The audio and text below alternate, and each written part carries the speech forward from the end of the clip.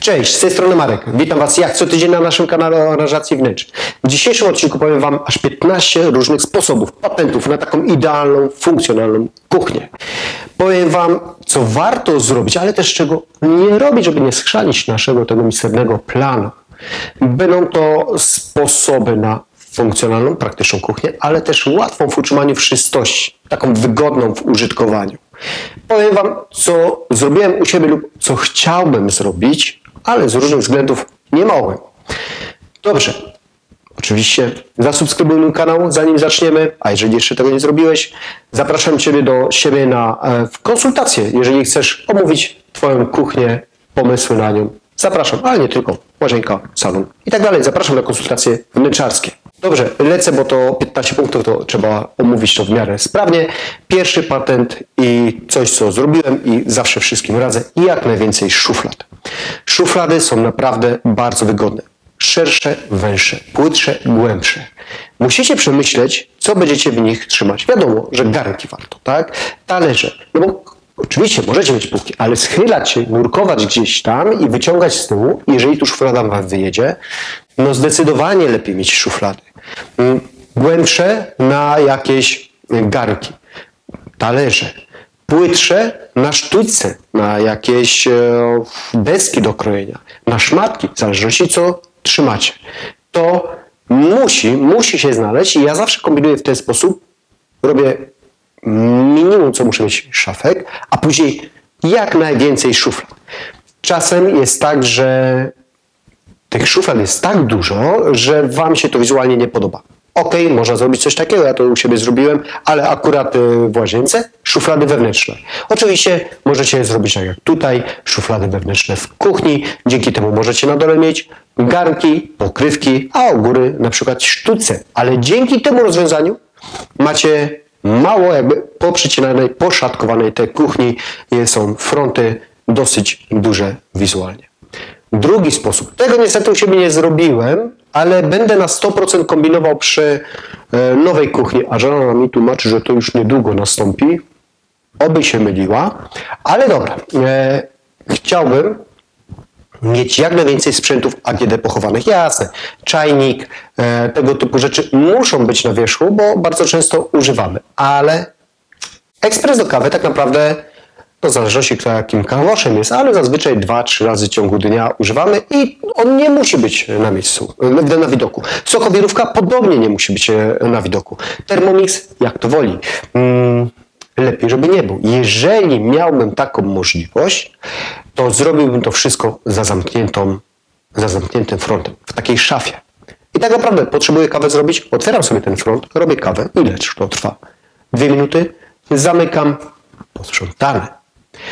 To by było na 100%, co bym chciał u siebie wykonać.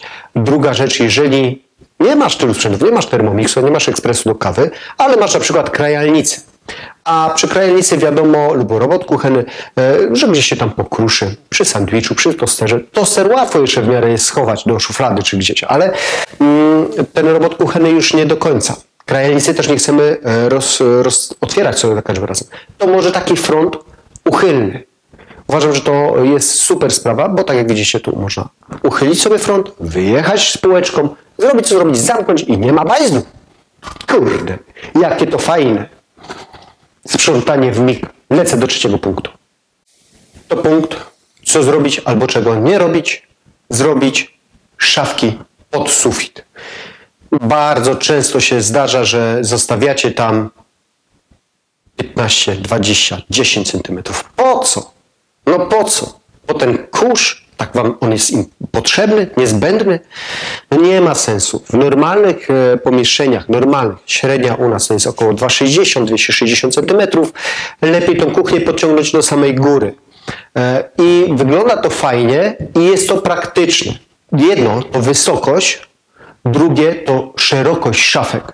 Słuchajcie, zaplanujcie już tak przyszłościowo, jeżeli faktycznie chcecie zrobić kuchnię na lata i nie chcecie po kilku latach martwić się, że kurde, przyszło Wam są nowe możliwości, nowe urządzenia, chcecie Magic Corner schować, tak? Albo jakiś system do szuflad, to te szuflady powinny być w standardzie. Standard to jest 60 cm szerokości, 45-40 cm i zwróćcie uwagę na taką znaną markę, firmę jak IKEA. Oni, kurde, kombinują tak, żeby to było nie w standardzie, żebyście, jak już kupiliście kuchnię od nich, to sprzęty i urządzenia też wejście od nich, systemy. A lepiej, jeżeli teraz masz półeczkę, w przyszłości możesz sobie wyciągnąć półeczkę i zrobić na przykład tam cargo.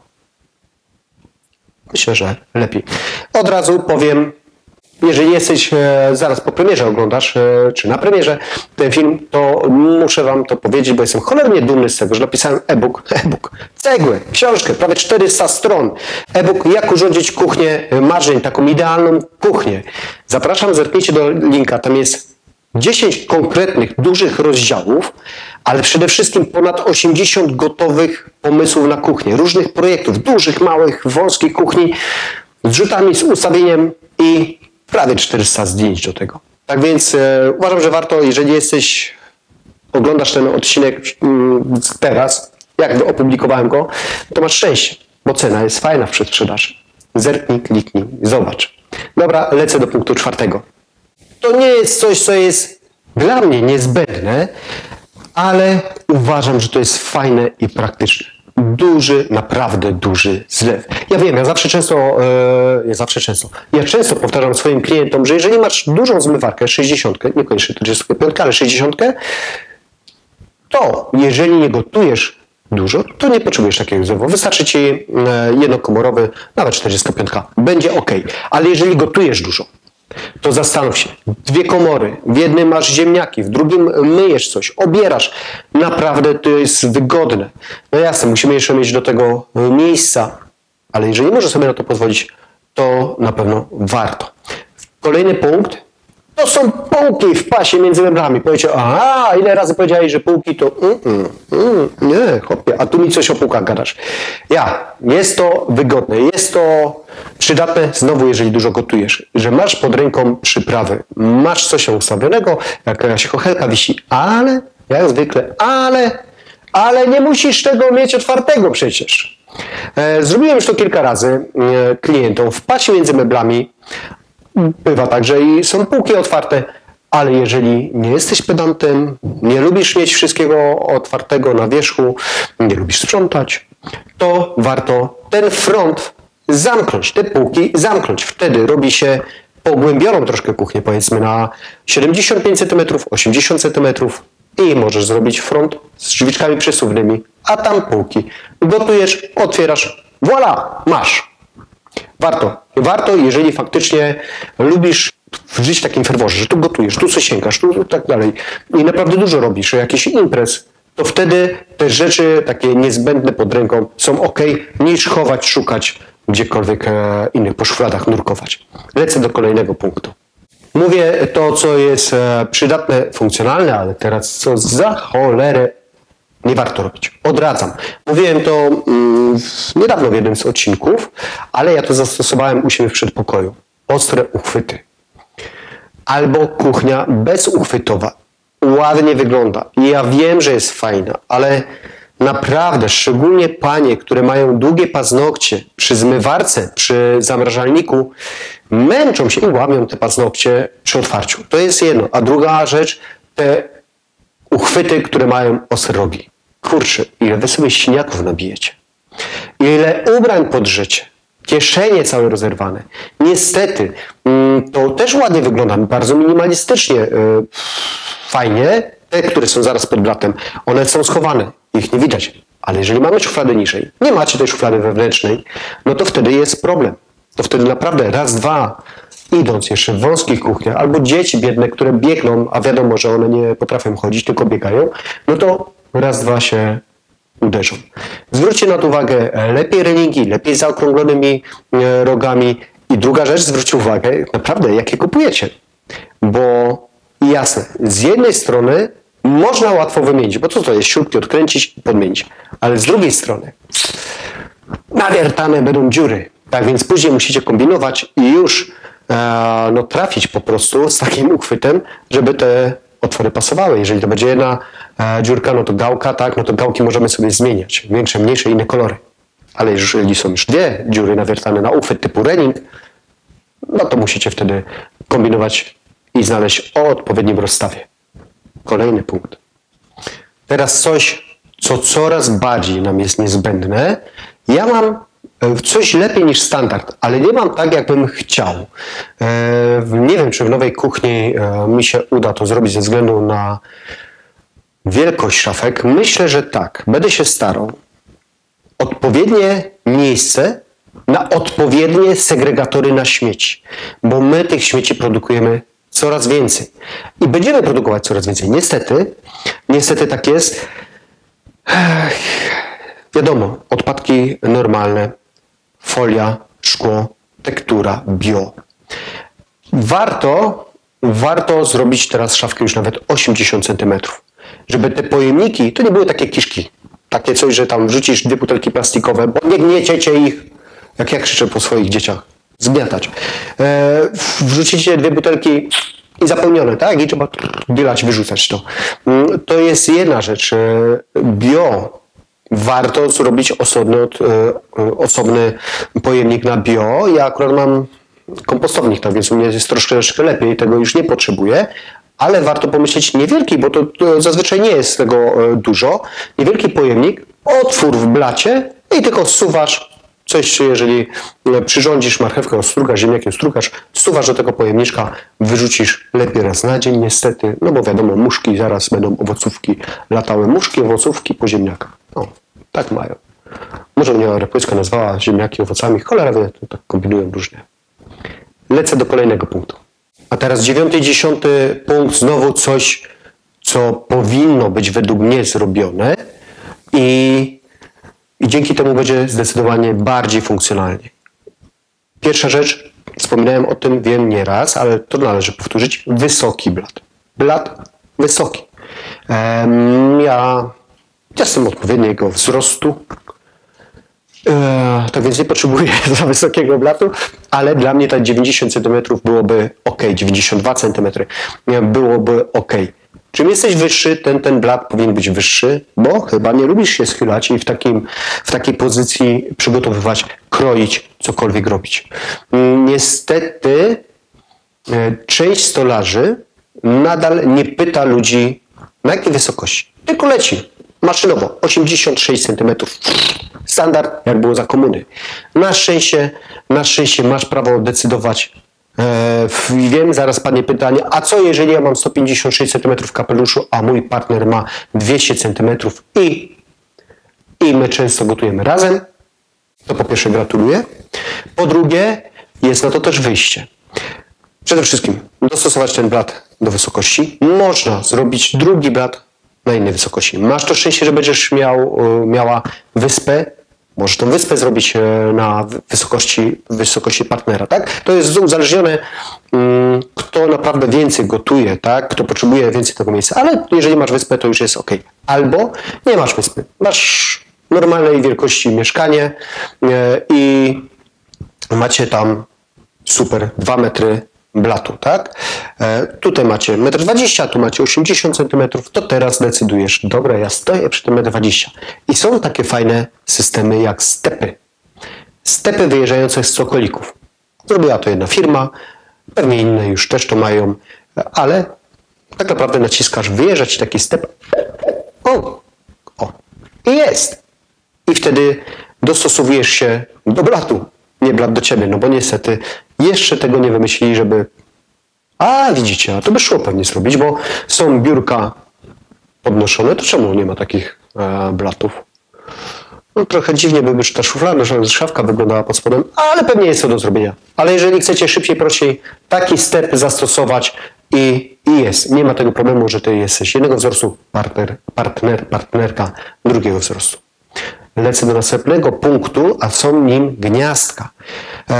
Macie tutaj odcinek o tym, jak zaprojektować oświetlenie w swoim domu. Gniazdek w kuchni nigdy za mało, ale też zależy jakich. Muszą być one odpowiednie. Zaraz powiem, o co chodzi. Jak zwykle, przed projektowaniem, przed tym, jak będziesz urządzać kuchnię, zastanów się, gdzie co będzie stało. Mam nadzieję, że masz tyle miejsca i ten sprzęt, kiedy jest zamknięty za szafkami, za frontami i tak dalej, spoko, no to tam wtedy wiadomo, że tych gniazdek powinno być sporo. Teraz gotujesz coś, no to fajnie by było mieć blisko płyty gniazdko, żeby blender podłączyć, zmiksować. Jest. Gdzie będzie stał ten czajnik? Ok. Gdzie będziesz, jeżeli masz taką potrzebę, robota stawiać, tak? Wszystko to musi być przemyślane. Dlaczego mówię o odpowiednich gniazdkach? Bo tak, ja wolę, nie mówię, że nie stosuję gniazdek na blatach. Stosuję. Fajny pomysł, jeżeli masz nogę w kuchni, wyspę z boku zamontować takie gniazdko, to jest też dobry pomysł. Ale nie lubię tych wystających, a tym bardziej tych tub wyjeżdżających. Już widziałem taki błąd, jak ktoś zrobił, ktoś sobie tak zaplanował, a stolarz nie przemyślał, zrobił, a tam była szuflada. No i teraz tak, albo schowasz to gniazdko i szuflady nie otworzysz, albo wyciągniesz. I wtedy szuflada wyjeżdża, ale to cholerstwo cały czas sterczy. Druga rzecz, jeżeli masz te uchylne, które są troszeczkę ładniejsze, no to jeżeli cokolwiek do tego podłączysz, to zawsze będziesz mieć to uchylone. Dlatego ja preferuję zrobić na ścianie. Gniazdka nie za wysoko, nie za nisko, żeby woda ich zalała, o jakieś takie 7-10 cm nad blatem. Będzie ok. Idę do kolejnego punktu. To jest fajna sprawa, znowu z pewnym ale. Dzięki temu na 100% będzie praktyczniej. Ten punkt i kolejny. O czym mówię? O cargo. Z gwiazdeczką. O cargo, bo ja za cargiem samym sobie nie przepadam. Wiem, to naprawdę jest praktyczne, bo tam naciśniesz jak do małej spiżarki. Ale jeżeli masz spiżarkę, to już zazwyczaj nie potrzebujesz tego cargo. Mówię o dużych, tak? O wysokich. Są oczywiście mniejsze. Ważna sprawa. Jeżeli wam stolarz poleca, zostało nam 15 cm. Dajmy sobie tam cargo. Nie dawajcie sobie tego carga. Zapłacicie za system tyle samo prawie co przy 30 lub szerzej, a tam guzik zmieścicie. Nie widzę sensu. Jeżeli wam zostało te kilkanaście centymetrów, można zrobić sobie miejsce na butelki na wino i to będzie ładnie wyglądało. Kurz zetrzecie od czasu do czasu przy wyciąganiu codziennie tego wina, nie będzie tego kurzu. A te 15 centymetrów system cargo nawet uważam, że trzeba się zastanowić przy 30. Powyżej 30 już takie cargo ma sens. Ale tak jak wspomniałem, ja nie jestem zwolennikiem. Nie jestem zwolennikiem. Wolę jednak wyjeżdżające półki. Otwieram normalnie front i półką wyjeżdżam. Dlaczego? Ponieważ jeżeli masz cały system cargo, że front wyciągasz i wyjeżdża ci ten front, to te półki razem z tym wyjeżdżają. Teraz wszystko, co jest niżej, to ja muszę się schylić. Wszystko, co jest wyżej, to ja muszę na palcach. A jeżeli ja sobie półki odpowiednie wyciągnę, jest to wygodniejsze po prostu. Kolejna sprawa, szybko opowiem o tym. Tak, uważam, że to jest praktyczne. Jeżeli dużo pieczesz, dużo używasz piekarnika, to ten piekarnik daj na wysokości.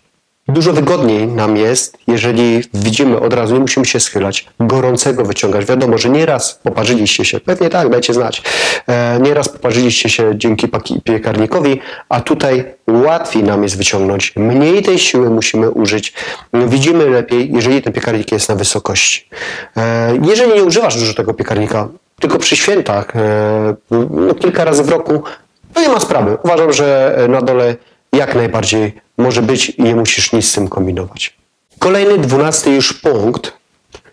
Odpowiednie przejścia, odpowiednie odległości od szafek, od sprzętów, od ściany. To jest tak naprawdę w tym moim e-booku bardzo, bardzo dokładnie rozpisałem. To jest jeden z takich obszerniejszych punktów zaznaczonych, powiedzianych, ile właśnie ma być przejścia między jednym a drugim sprzętem, pokazanych dokładnie na projektach funkcyjnych, bo to jest bardzo ważne. Miałem ostatnio taki przykład, że koleżanka mówi, że zapytała się mnie, tak? Byłem u niej, zapytała się, jak zrobić tam kuchnię, a chciała zrobić w ten sposób, że tu miałaby wyspę, a tak naprawdę tutaj za 80 cm już meble. Ja mówię, kurczę, no dobra, a teraz jak ty staniesz, to kto się tam przyciśnie?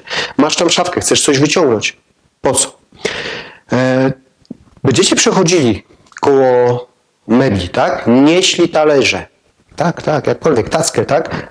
Zwróćcie uwagę, że potrzebujecie więcej miejsca na przejście. Te szerokości są cholernie ważne.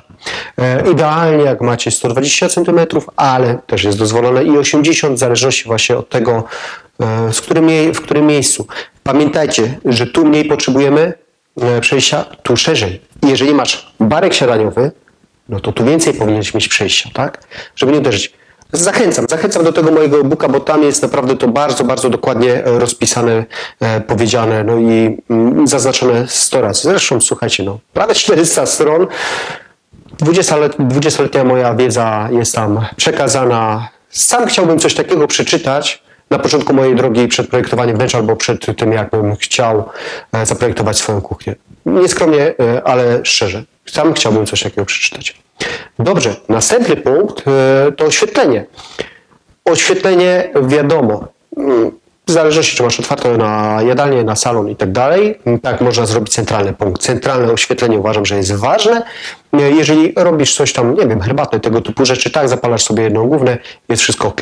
Ale jeżeli już lepisz pierogi, cokolwiek, to ty potrzebujesz mieć dobrze ten blat oświetlony. Nie polecam tych halogeników, które tak na ukos świecą. Nie polecam, bo są lepsze rozwiązania. Nie są to złe, nie są złe, ale są lepsze po prostu.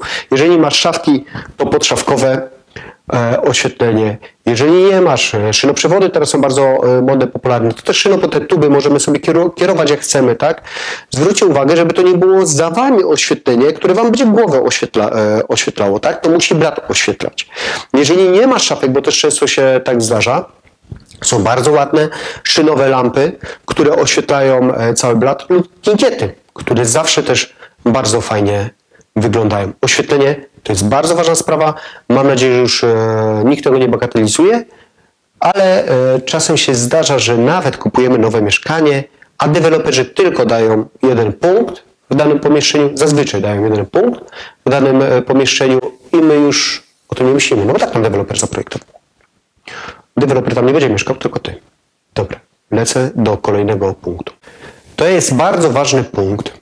Często go traktujemy, już przedostatni, często go traktujemy ze względów wizualnych. Jasne, to jest ważne. Mówię o tym, co dać w pasie między meblami na ścianę. Tu zapraszam do mojego odcinka, gdzie robiłem testy, chrapałem ketchupem, Maggi, innymi rzeczami, takie różne materiały i sprawdzałem, co jak łatwo można wyczyścić po 3 godzinach czy po 8 godzinach. Warto na to sobie zerknąć, bo to wam dużo uświadomi.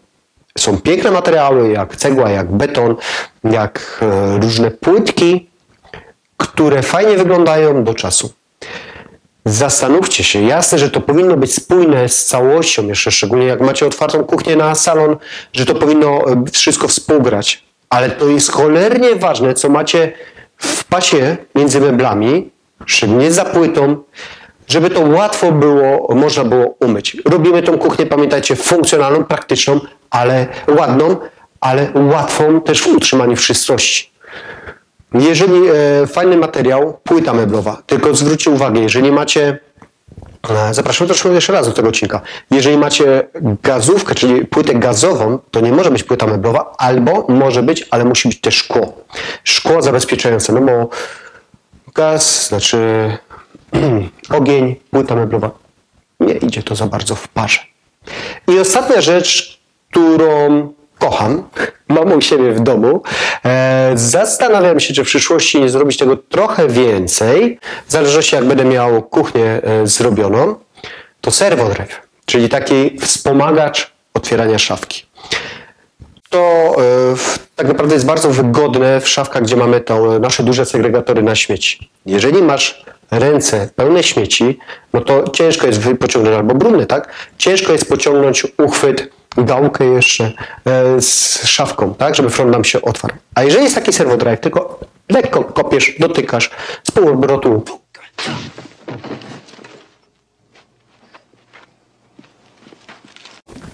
I ona się sama otwiera.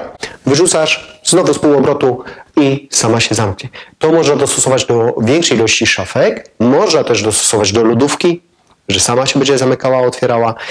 Można też do górnych szafek, to jest akurat chyba nie serwodrive się nazywa, ale takie elektryczne otwieranie, Aventosy tak mają, ale nie tylko.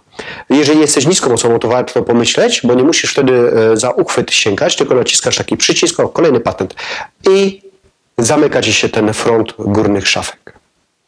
Uważam, że idealnie by było, gdybyśmy mogli wszystkie te 15 punktów u siebie zastosować, ale na 100% większość z nich możemy, no bo wysoki blat, czy ten step, czy gniazdka, oświetlenie, no to wszystko jest możliwe. Szuflady, tak? Jest to wszystko możliwe do zrobienia, ale czego Wam życzę, bo pokombinujcie, zapraszam do siebie na te konsultacje, jeżeli wolicie skonsultować, to ja Wam podpowiem, gdzie warto takie systemy zastosować. No możecie przemyśleć też sami przecież, co dać na ścianie w pasie między meblami, żeby później cholera tego nie szorować, nie czyścić, bo to będzie fajne do pierwszej imprezy, a później się będziecie wściekać. A wiadomo, że kuchni nie robimy na rok czy dwa, tylko na wiele, wiele lat. Dlatego wszystko to należy dobrze przemyśleć i jak najwięcej takich sposobów, ciekawych pomysłów zastosować. Prośba do Was. Dajcie znać, jak uważacie, czy ta cena, którą zaproponowałem za e-book za 20 lat mojej wiedzy i trochę więcej za tą cegłę jest adekwatna? Czy uważacie, że trochę mniej, trochę więcej? Bo chciałbym, żeby to była cena dostępna dla Was, tak? Napiszcie w komentarzu, napiszcie swoją propozycję ewentualnie ceny. Będzie to dla mnie bardzo cenne. Mam nadzieję, że ten odcinek jest dla Was przydatny. Jeżeli tak, to proszę dajcie łapkę w górę. Oczywiście zasubskrybujcie mój kanał. Zapraszam do siebie na Instagram, gdzie kilka razy w tygodniu pokazuję różne sposoby na urządzenie fajnego, praktycznego domu. A na ten moment bardzo Wam dziękuję. Do zobaczenia i cześć. Jeśli jesteś w trakcie remontu, potrzebujesz skonsultować projekt, swoje pomysły, to zapraszam na konsultacje wnętrzarskie, gdzie podpowiem, jak urządzić Twoje M. Link w opisie i komentarzu.